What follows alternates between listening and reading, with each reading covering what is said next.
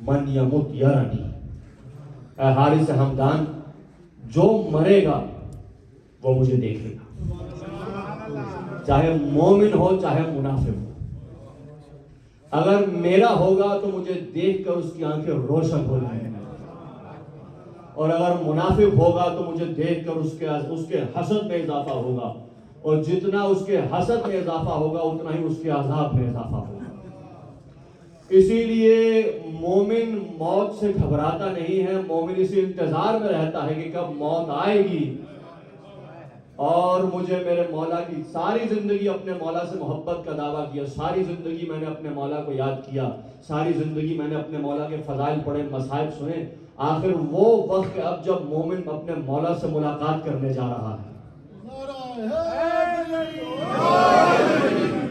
مسلمہ عقیدہ ہے تشیع کا، اس میں اثنا عشریہ امامیہ کا یہ ایسا عقیدہ ہے کہ جس میں اختلاف نہیں ہے۔ حتیٰ بعض روایات میں یہاں ہے کہ مولا امیر المومنین کے ساتھ پیغمبر اسلام تشریف لائیں گے، بعض روایات میں بات اور آگے بڑھ جاتی ہے کہ حسن و حسین تشریف لائیں گے۔ اسی لیے اور انسان اس وقت کچھ کہہ نہیں سکتا، یعنی بالکل پہلے تو قوت کلام چلی جاتی ہے، پھر وہ سننے کے قابل نہیں رہتا، اور پھر ایک ایسا وقت آتا ہے کہ دیکھتا ہے، سمجھتا ہے، لیکن نہ کچھ کہہ سکتا ہے نہ اشارہ کر سکتا ہے، اور عین اس وقت جب ملک الموت اس کی روح کو قبض کرنے کے لیے ایک مرتبہ نازل ہوتا ہے، اس وقت مولا متقیان کا نور اس کے سامنے آتا ہے، اور امیر المومنین علیہ السلام فرماتے ہیں کہ اگر ہمارا چاہیے ہے تو ملک الموت کو یہ حکم دیتے ہیں کہ یہ ہمارا تھا، ذرا پیار سے، ذرا آرام سے، ذرا محبت سے اس کے ساتھ پیش آنا۔ اور اگر کوئی منافق ہوتا ہے، کوئی دشمن اہل بیت ہوتا ہے، تو مولا متقیان بھی گواہی دیتے ہیں کہ یہ ناصبی تھا، یہ ہمارا دشمن تھا، اس کے دل میں ہمارا کینہ اور بغض تھا۔ تو پھر اس عالم میں ملک الموت آتا ہے کہ عذاب الہی کا آغاز وہی سے شروع ہو جاتا ہے۔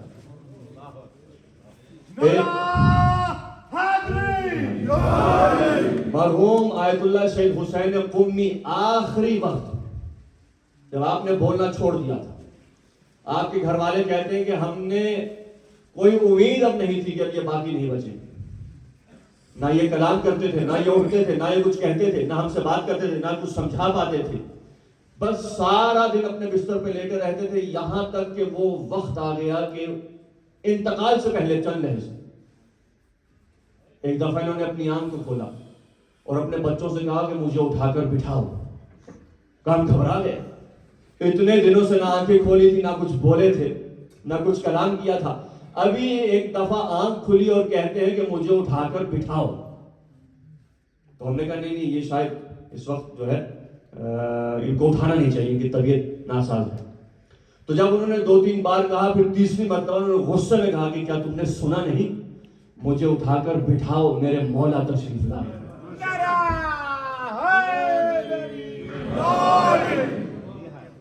اسی لیے اذان محترم روایت کہتی ہے کہ آل محمد کی مودت عشق ضائع نہیں جائے گی۔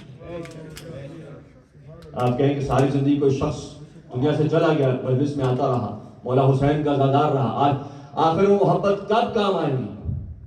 یہاں آنکھ بند ہوئی، وہ محبت کام آئے، وہ تمام تر مقامات۔ مولا فرماتے ہیں، روایت کے الفاظ ہیں کہ ہماری محبت متعدد، بعض 7 مقامات لکھا، متعدد مقامات پر کام آئے گی، جس میں سب سے آسان منزل موت کی منزل ہے۔ یا آنکھ بند ہوئی، ہماری محبت کام آئے گی، قبر میں داخل ہوا، ہماری محبت کام آئے گی، ہماری محبت قبر کا نور بنائے گی۔ حساب و کتاب کے لیے اعمال نامہ کھولا گیا، اگر اس کا برا عمل بھاری ہے تو پروردگار ہماری محبت کو اٹھا کے دوسرے پلڑے میں ڈال دے گا، وہ بھاری ہو جائے گا۔ ہماری محبت صراط پہ ہوگا تو ہماری محبت کام آئے گی، حساب و کتاب کا وقت ہوگا تو ہماری محبت کام آئے گی، میزان کے سامنے ہوگا ہماری محبت، قیامت کا دن ہوگا تو ہماری محبت کام آئے گی۔ جگہ جگہ پر مختلف متعدد مقامات پر یہ محبت ضائع نہیں جانے والی۔ بس آئے جو زہر لحد فرشتے بڑے بڑے، آئے جو زہر لحد فرشتے بڑے بڑے، مولا علی کو میں نے پکارا، पड़े पड़े, उनके आते ही फरिश्ते कफन चूमने लगे। हैदर ने बख्शवा दिया मुझको खड़े खड़े, नाराए हैदरी। बस मैं अहमद तमाम अज़ान मोहतरम, जब भी कोई जनाजा सामने आता है ना, तो हम अपनों को भूल कर अपने मौला का गम मनाते हैं। अभी मरहूम के अहले खाना ने मुझसे कहा कि आप मौला अब्बास की मुसीबत पढ़ें। हालांकि वो खुद इस वक्त मुसीबत में है, वो खुद इस वक्त आज़ादा है, वो खुद इस वक्त गम में है, लेकिन यही तो वजह है कि आले मोहम्मद ने अपने शियों पर सलाम भेजा है। सलाम हो हमारे शियों पर कि अपने गम को भुलाकर हमारे गमों को याद रखते हैं। कोई शख्स अपने बाप का जनाजा उठाते वक्त सोचता है कि करबला में भी एक बाप था जिसका जनाजा उठाने वाले कोई नहीं थे। कोई शख्स अपने बेटे का जनाजा उठाता है ना, खुदा ना खास्ता, तो वो याद करता है कि करबला में भी एक बेटा था जो दम तोड़ रहा था। कोई शख्स अपने भाई का जनाजा उठाता है ना, कोई मोमिन, तो वो याद करता है उस भाई, उस जरी, उस बावफा को, कि जब तक एक भाई जिंदा था दूसरे भाई पे आंच ना आ सकी। यह है मेरे मौला अब्बा भाई। और मुझे कहा बताया गया कि इनके भाई के गुज़श्ता 10 दिनों में जो है इनका भी इंतकाल हुआ है, गुज़श्ता हफ्ते। भाई भाई के लिए कुव्वत बाजू है, भाई भाई के लिए उसकी कमर की हड्डी है, भाई भाई के लिए उसकी तवानाई और ताकत है।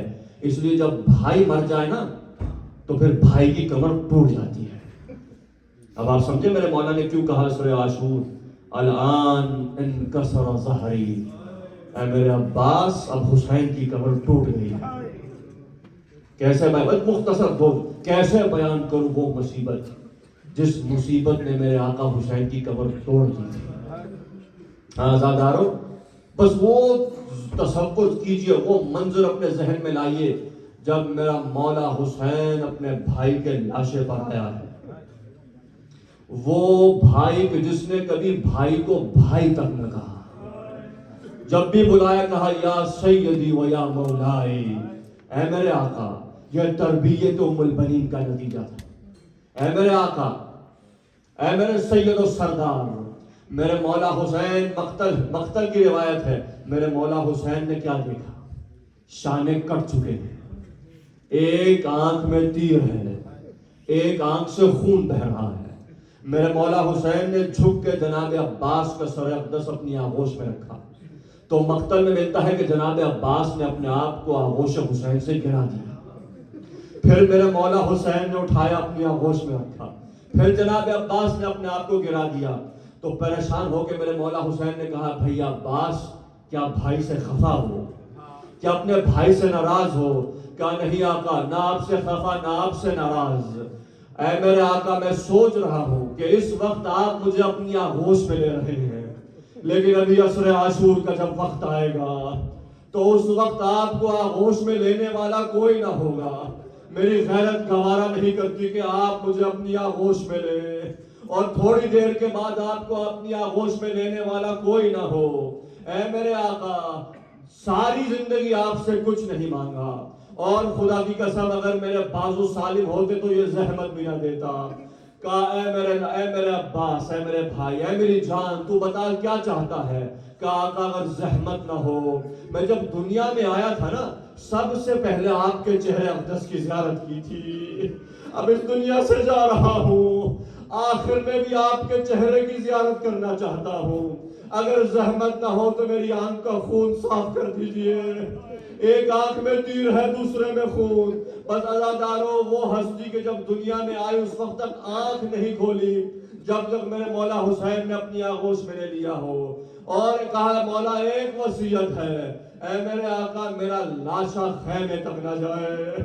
मैं जब चला था मैंने सकीना से वादा किया था कि ऐ सकीना तेरा चचा पानी लेकर आएगा और अगर पानी ना आए तो ये चचा वापस ना आएगा।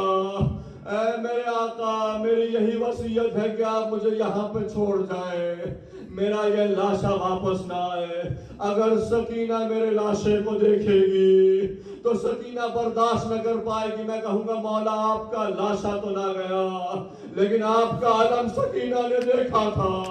اب مجھے نہیں معلوم سکینہ کے لیے کس قدر مشکل مقام تھا لیکن اتنا ملتا ہے کہ سکینہ نے جب علم کو دیکھا اور علمدار کو نہ دیکھا پھر اس کے بعد سے سکینہ نے کبھی پانی نہیں مانگا.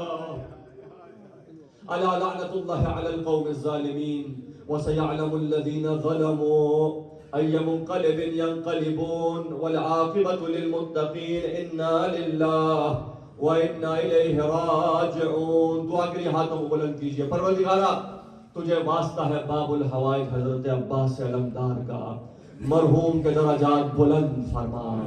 واسطہ ہے محمد و آل محمد کا، بالخصوص باب الحوائج حضرت عباس علمدار کا. پروردگارا ان کی برزخ ان کے لیے آسان فرما. پروردگار تجھے واسطہ ہے محمد و آل محمد کا، ان کے گناہان کبیرہ و صغیرہ معاف فرما. قبر میں، برزخ میں، صراط میں قدم قدم پر اہل بیت کی شفاعت نصیب فرما.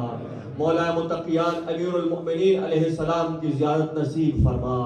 ان کے گھر والے پروردگار، اہل خانہ پورا خانوادہ پروردگارہ انہیں صبر جمیل عطا فرما، صبر حضرت زینب عطا فرما. واسطہ محمد و آل محمد کا پروردگارہ ان کی قبر کو منور فرما. تجھے واسطہ ہے محمد و آل محمد کا پروردگارہ تمام تر مرحومین، تمام تر شہداء ملت جعفریہ پروردگارہ انہیں جوار سید الشہداء میں جگہ عنایت فرما. امام زمانہ کے ظہور میں تعجیل فرما. ہمارے مولا ہمارے آقا کو ہم سے راضی و خوشنود فرما. وآخر دعوانا الحمدللہ رب العالمین وصلی اللہ علی محمد وآلہ الطاہرین. مرحوم کی مغفرت کے لیے سب مل کے ایک مرتبہ پھر سورہ فاتحہ کی تلاوت کریں گے اور 3 مرتبہ سورہ قل هو اللہ احد. بسم اللہ الرحمن الرحیم. الحمد